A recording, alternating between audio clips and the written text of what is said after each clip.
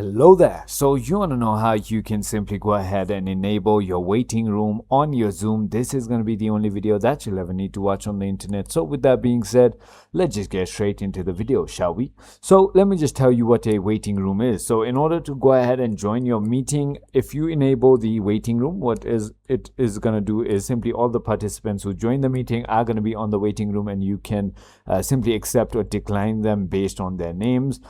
So that is about it. Now, in order to go ahead and enable it, go ahead and return back to your meeting. So for example, there is my meeting. I need to be the host in order to do that, or at least I have to have the host tools right over here, or the permissions to do so. Now, all you need to do for the meeting room is click on participants and then click on this triple dot icon, and now click on enable waiting room. That is it. As you can see, it says you have enabled the waiting room.